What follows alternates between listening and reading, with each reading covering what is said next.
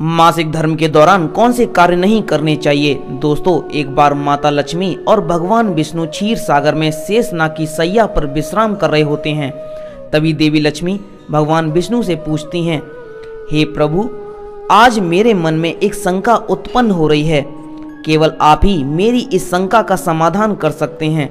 भगवान विष्णु कहते हैं, हे प्रिय, तुम्हारे मन में जो भी शंका हो निसंकोच होकर पूछो, मैं तुम्हारी सभी शंकाओं का समाधान अवश्य करूंगा। देवी लक्ष्मी कहती हैं, हे प्रभु, किस श्राप के कारण स्त्रियों को मासिक धर्म की पीड़ा सहन करनी पड़ती है। मेरा दूसरा प्रश्न यह है, प्रभु, एक रजस्वला स्त्री को कौन से कार्य नहीं करने चाहिए जिससे उन्हें पाप लगता है। भगवान विष्णु कहते हैं, हे देवी, आज तुमने मानव जाति के कल्याण के लिए बहुत ही उत्तम प्रश्न किया है। तुम्हारे इन सभी प्रश्नों का उत्तर देव शर्मा की इस प्राचीन कथा से प्राप्त हो जाएगा। इस महान कथा का श्रवण करने मात्र से ही समस्त पापों का नाश हो जाता है। जो भी पति पत्नी इस कथा को ध्यान पूर्वक सुनते हैं उन्हें सौभाग्य की भी प्राप्ति होती है। इसलिए हे देवी, आप भी इस कथा को ध्यान पूर्वक सुनिए। देवी लक्ष्मी कहती हैं, ये प्रभु, यह देव शर्मा कौन थे, उनका आचार विचार कैसा था, मैं इस कथा को अवश्य सुनना चाहती हूँ। कृपया आप इस कथा को मुझसे कहिए, मैं इसे ध्यान पूर्वक पूरा अवश्य सुनूंगी। भगवान विष्णु कहते हैं, हे देवी, पूर्व काल की बात है। मध्य देश में एक अत्यंत शोभायमान नगरी थी। उस नगरी में देव शर्मा नाम के ब्राह्मण रहा करते थे। देव शर्मा को समस्त शास्त्रों और वेदों का ज्ञान था। वह परम बुद्धिमान, गुणवान तथा धर्म कार्य में तत्पर रहता था। सभी बड़ों के लोगों ने बड़ा सम्मान देते थे। वे प्रतिदिन यज्ञ, दान, धर्म तथा संध्या उपासना किया करते थे। वे पशु, पुत्र, बंधु, बांधव तथा धन संपत्ति से संपन्न थे। देव शर्मा की पत्नी का नाम भगना था। वह भी अत्यंत चरित्रवान, गुणवान तथा पतिव्रता, धर्म का पालन करने वाली स्त्री थी। फिर एक दिन देव शर्मा ने अपने घर पर सत्यनारायण की पूजा की और सभी ब्राह्मणों को स्वयं जाकर निमंत्रण दिया। नगर में निवास करने वाले समस्त मनुष्यों को उसे पूजा के लिए तथा भोजन के लिए बुलाया गया। फिर पूजा के समस्त ब्राह्मण उसके घर पर पधारे। देव शर्मा ने सभी ब्राह्मणों का विधि पूर्वक पूजन किया और उनका आदर सत्कार किया। फिर उसने सभी ब्राह्मणों को घर के अंदर बुलाया और सुंदर आसन देकर उन्हें बिठाया और भोजन कराया। ब्राह्मणों को भोजन कराने के बाद उसने भगवान का स्मरण करते हुए सभी को वस्त्र आदि का दान करके विदा किया। वे सभी ब्राह्मण देव शर्मा को आशीर्वाद देकर वहां से चले गए। उसके बाद उसने अपने परिवार, बंधु बांधव तथा उनके अनेक दीन और भूखे लोगों का भोजन कराया। इस प्रकार के सभी को भोजन कराकर और पूजा संपन्न करके जब वह ब्राह्मण अपने घर के द्वार के सामने खड़ा रहा, तब उसने देखा कि उसके घर के सामने एक कुतिया और बैल बात कर रहे थे। उस ब्राह्मण ने उस कुतिया और बैल की बात सुनी तो उसे बड़ा आश्चर्य हुआ। वह कुतिया और बैल उसके माता पिता ही थे, जो पिछले जन्म के पाप के कारण इस जन्म में कुतिया और बैल बन गए थे। तब वह ब्राह्मण मन ही मन सोचने लगा, यह दोनों तो साक्षात मेरे माता पिता ही हैं, जो मेरे घर पर पशु बनकर आए हैं। किस कारण से इन दोनों को प्राणियों का शरीर प्राप्त हुआ, अब इनके उद्धार के लिए मैं क्या करूं। इस प्रकार विचार करते हुए उस ब्राह्मण को रात भर नींद नहीं आई और वह रात भर भगवान का स्मरण करते हुए सोच विचार करने लगा। उसने सोचा, मेरे माता पिता की मुक्ति का उपाय केवल मुनि वशिष्ठ जी ही बता सकते हैं। इसीलिए सुबह होते ही देव शर्मा स्नान आदि कार्य संपन्न करके मुनि वशिष्ठ जी के आश्रम पर पहुंच गया। आश्रम पर आते ही मुनि वशिष्ठ जी ने देव शर्मा का स्वागत किया। वशिष्ठ जी ने कहने लगे, ब्राह्मण श्रेष्ठ, आज किस कारण से आपका हमारे आश्रम में आगमन हुआ है। आप दुखी दिखाई पड़ते हो, आपके दुख का क्या कारण है, बताओ। देव शर्मा कहता है, हे मुनिवर, आपको प्रणाम है। आपके दर्शन से आज मेरा जन्म सफल हुआ है। हे मुनीश्वर, आज मैं आपके पास एक शंका लेकर आया हूँ। कृपया आप ही मुझे इस दुख से बाहर निकाल सकते हैं। मैं अत्यंत दुखी और दुर्बल हो गया हूँ। वशिष्ठ जी कहते हैं, ब्राह्मण, दुख ना करो। तुम्हारी जो भी शंका हो निसंकोच होकर पूछो, मैं अवश्य तुम्हारी शंका का समाधान करूंगा। फिर देव शर्मा कहता है, मुनिवर, कल मैंने अपने घर पर भगवान विष्णु का पूजन किया था तथा अनेक ब्राह्मणों को और भूखे लोगों को भोजन कराया, विधि पूर्वक भगवान का पूजन किया। फिर मेरे द्वार पर एक कुतिया और बैल आ गया। दोनों मेरे घर के सामने खड़े होकर बात कर रहे थे। सबसे पहले मैंने उस बैल से इस प्रकार से कहने लगी, स्वामी, आज जो घटना घटी उसे सुनिए। हमारे पुत्र के घर में ब्राह्मणों के एक सांप ने उस दूध को पी लिया, जिसे देखकर मुझे बड़ी चिंता होने लगी। उसी दूध से भोजन बनने वाला था। अगर सभी लोग उस दूध को खा लेते हैं उनकी मृत्यु हो जाती है, इसलिए मैंने उस बर्तन में से सारा दूध ही पी लिया। जब बहू की दृष्टि मुझ पर पड़ी तो मैंने उसमें से उसे खूब पीटा, जिसमें से मेरा अंग भंग हो गया। मुझे बहुत पीड़ा हो रही थी, इसी कारण से मैं लड़खड़ाते हुए चल रही हूँ। मुझे यह पीड़ा सहन नहीं हो रही। कुतिया का बात सुनकर वह बैल बहुत दुखी हुआ। वह खुद का वृतांत सुनाने लगा। प्रिय, अब मैं तुम्हें मेरे दुख का कारण सुनाता हूँ। मैं पूर्व जन्म से इस ब्राह्मण का पिता था। आज इस ब्राह्मण ने सभी लोगों को भोजन कराया, किंतु इसने मेरे सामने घास तक नहीं डाली और ना ही मुझे जल पिलाया। इसी कारण से मैं बहुत दुखी हो गया हूँ। फिर देव शर्मा कहने लगा, इस प्रकार से अपने माता पिता को कुतिया और बैल के रूप में ऐसा बोलते हुए देखकर मुझे बड़ा दुख हो रहा है। मुझे रात भर नींद नहीं आ रही है। हर क्षण मुझे चिंता सता रही है।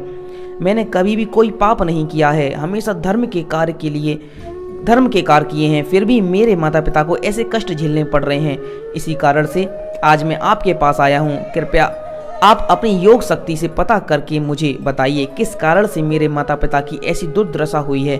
उनकी मुक्ति के लिए मुझे कौन सा कर्म करना चाहिए। फिर गुरु वशिष्ठ ध्यान लगाते हैं, उस ब्राह्मण के माता पिता के पूर्व जन्मों के कर्मों को देखते हैं और देव शर्मा कहने लगते हैं, हे ब्राह्मण, तुम्हारे माता पिता ने पिछले जन्म में घोर पाप किया है। उसी पाप के कारण आज उनकी ऐसी दुर्दशा हुई है। देव शर्मा कहता है, हे गुरुदेव, किस पाप के कारण मेरे माता पिता की दुर्दशा हुई है, कृपया विस्तार से बताइए, मैं जानता हूँ और जानना चाहता हूँ। फिर ऋषि वशिष्ठ कहते हैं, ब्राह्मण देवता, तुम ध्यान से सुनो। यह बैल जो तुम्हारे पिता हैं, ये पिछले जन्म में कुंडी नगर के श्रेष्ठ ब्राह्मण रहे हैं। इन्होंने एक दिन एकादशी का व्रत करके भोजन किया था। एकादशी के व्रत के दिन इसने दान धर्म भी नहीं किया। इसने द्वार पर आई गायों को कभी भोजन नहीं खिलाया। इसने अपने पितरों का श्राद्ध भी विधि पूर्वक नहीं किया। तुम्हारे पिता ने पिछले जन्म में मासिक धर्म के दौरान ही तुम्हारी माता के साथ संबंध बनाया था और इसी पाप के कारण इसे इस जन्म में बैल का रूप प्राप्त हुआ है।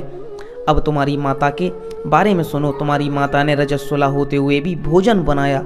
मासिक धर्म के दौरान ही इसने भगवान की पूजा की, तुलसी को जल चढ़ाया और रजस्वला होते हुए भी इसने भगवान को भोग लगाया। इसी कारण से इसे महापाप लगा है। मासिक धर्म के दौरान स्त्री 3 दिनों के लिए अपवित्र हो जाती है। मासिक धर्म के दौरान स्त्री को पूजा पाठ नहीं करना चाहिए। स्त्री को इन 3 दिनों में अपने बाल भी नहीं धोने चाहिए, इससे पति की आयु कम होती है। मासिक धर्म के दौरान पेड़ पौधों को स्पर्श न करें। रजस्वला स्त्री के साथ संबंध भी नहीं बनाना चाहिए। जो पुरुष रजस्वला के साथ संबंध बनाता है उसे ब्रह्मा हत्या का पाप लगता है। जो रजस्वला के वस्त्रों को स्पर्श करता है उसे भी पाप लगता है। रजस्वला स्त्री के शरीर में 3 दिनों तक ब्रह्मा हत्या का पाप निवास करता है और चौथे दिन ही वह स्नान करके पवित्र हो जाती है। चौथे दिन स्नान करने के पश्चात रजस्वला स्त्री को अपने पति का मुख देखना चाहिए, अन्य किसी पुरुष का मुख नहीं देखना चाहिए। यदि पति समीप न हो तो सूर्य देव के दर्शन करने चाहिए। गुरु वशिष्ठ कहते हैं कि हे ब्राह्मण, इसी पाप के कारण तुम्हारे पिता को बैल और तुम्हारी माता को कुतिया का जन्म प्राप्त हुआ। देव शर्मा कहता है, हे मुनीश्वर, अब आप मुझे मेरे माता पिता की मुक्ति के लिए उपाय बताइए। वशिष्ठ जी कहते हैं, हे ब्राह्मण, तुम किसी भी अमावस्या के दिन अपने माता पिता की मुक्ति के लिए श्राद्ध तथा तर्पण करो और दान धर्म करो, गाय की सेवा करो और गौ माता को मिष्ठान खिलाओ और अपने माता पिता की मुक्ति के लिए भगवान से प्रार्थना करो। फिर ब्राह्मण वही करता है और फिर उसके माता पिता को समस्त पापों से मुक्ति मिलती है। भगवान विष्णु माता लक्ष्मी से कहते हैं कि हे देवी, मैंने तुम्हें रजस्वला स्त्री को कौन से कार्य नहीं करने चाहिए इस विषय में बता दिया है। अब मैं तुम्हें बताता हूँ किस कारण से स्त्री को मासिक धर्म से गुजरना पड़ता है। सत्य युग में काल के नाम से प्रसिद्ध दानव हुआ करते। दानव होने के कारण उनका स्वभाव उग्र था और वे हमेशा ही युद्ध करने के लिए तत्पर रहते थे। फिर एक दिन सभी दानव वृत्रासुर के साथ मिलकर स्वर्गलोक पर चढ़ाई करने लगे। उन असुरों के पास भयंकर शक्तिशाली अस्त्र थे जिसका देवता सामना ना कर सके और भागकर ब्रह्मा देव के पास चले गए। फिर ब्रह्मा देव ने उन्हें असुरों को परास्त करने का उपाय बताते हुए कहा कि इंद्र तुम इसी क्षण महदधीच के पास जाओ, वे उनके शरीर की हड्डियों से तुम्हें अस्त्र शस्त्र प्रदान करेंगे। उन्हीं अस्त्रों का प्रयोग करके तुम वृत्रासुर का वध करोगे। फिर सभी देवता महर्षि दधीच के आश्रम पर जाते हैं और उन्हें प्रार्थना करके अस्त्र प्रदान करने की विनती करते हैं। फिर संसार के कल्याण के लिए महर्षि दधीच अपने शरीर की हड्डियों से अस्त्र शस्त्र का निर्माण करते हैं। उन्हीं अस्त्रों में से एक वज्र नाम का अस्त्र होता है जिसे देवराज इंद्र धारण कर लेते हैं। फिर से देवता गण वृत्रासुर के साथ युद्ध करने के लिए निकल जाते हैं। देवताओं और दानवों के बीच भीषण युद्ध होता है। सभी देवता आकाश में दानवों से युद्ध के लिए एकत्रित हो जाते हैं और प्रहार करने लगते हैं। अग्निदेव अग्नि के प्रहार से दैत्यों का दग्ध करने लगते हैं। अग्नि के प्रभाव से दैत्यों का अंग अंग जलने लगता है। फिर वरुण देव जल की वर्षा से दैत्यों को डुबो देते हैं जिससे दैत्य त्राही त्राही करने लगते हैं। अनेक दिनों तक इस प्रकार के दैत्यों और देवताओं के बीच में भीषण युद्ध चलने लगता है।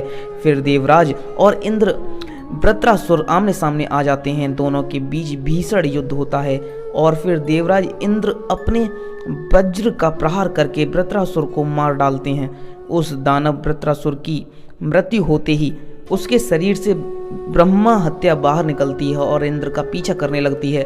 फिर वह ब्रह्मा हत्या इंद्र के शरीर में प्रवेश कर लेती है जिससे इंद्र को ब्रह्मा हत्या का पाप लगता है। देवराज इंद्र ब्रह्मा देव के पास जाते हैं और उन्हें ब्रह्मा हत्या से छुटकारा दिलाने के लिए कहते हैं। फिर ब्रह्मा देव उस ब्रह्मा हत्या को इंद्र के शरीर से निकलने की आज्ञा देते हैं और वह ब्रह्मा हत्या इंद्र के शरीर से बाहर निकलकर ब्रह्मा देव से कहने लगती है, हे परमपिता, अभी तक मैं वृत्रासुर के शरीर में निवास कर रही थी क्योंकि उसने अनेक ब्रह्मा हत्याएं की हैं। जब इंद्र ने उसकी हत्या की तो मैं इंद्र के शरीर में वास करने लगी। अब आप ही मुझे उचित स्थान दीजिए जहाँ पर मैं रह सकूं।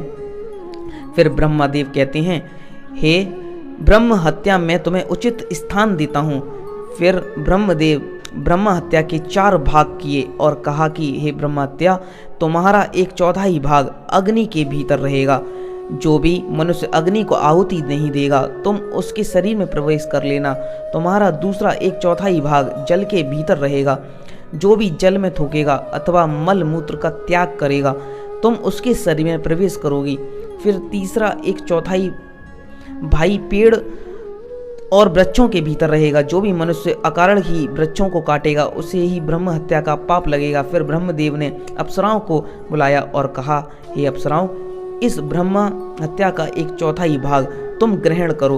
अप्सराएं कहने लगी, हे प्रभु, आपकी आज्ञा से हम इसे ग्रहण करने के लिए तैयार हैं, किंतु हमें भी इससे मुक्ति का कोई उपाय बताइए। फिर ब्रह्मदेव कहते हैं, अप्सरा, जो भी पुरुष रजस्वला स्त्री के साथ संबंध करेगा उसके अंदर यह ब्रह्म हत्या प्रवेश कर जाएगी। इस प्रकार से ब्रह्म हत्या के 4 भाग हुए, एक अग्नि में, दूसरा जल में, तीसरा वृक्षों में और चौथा स्त्रियों के अंदर प्रवेश कर गया। उसी ब्रह्म हत्या के भाग के कारण स्त्रियों को मासिक धर्म आता है। जो भी पुरुष मासिक धर्म के दौरान स्त्रियों को स्पर्श करता है अथवा उनके साथ संबंध बनाता है उसे ब्रह्म हत्या का पाप लगता है। भगवान विष्णु कहते हैं, हे देवी, इस प्रकार से मैंने आपको स्त्री के रजस्वला होने के पीछे की कथा और रजस्वला स्त्री को कौन से कार्य नहीं करने चाहिए आदि के विषय में बता दिया है। माँ लक्ष्मी कहती हैं, हे प्रभु, आज मैंने आपको जान गई हूँ और स्त्री मासिक धर्म के दौरान पूजा पाठ करेगी, पति के साथ संबंध करेगी, उसके घर में प्रवेश नहीं करूँगी। तो दोस्तों, इस प्रकार से मासिक धर्म के दौरान स्त्रियों को यह कार्य नहीं करने चाहिए। आपको यह कथा कैसी लगी कमेंट करके बता देना और आप हमारे चैनल को सब्सक्राइब जरूर कर लेना। धन्यवाद।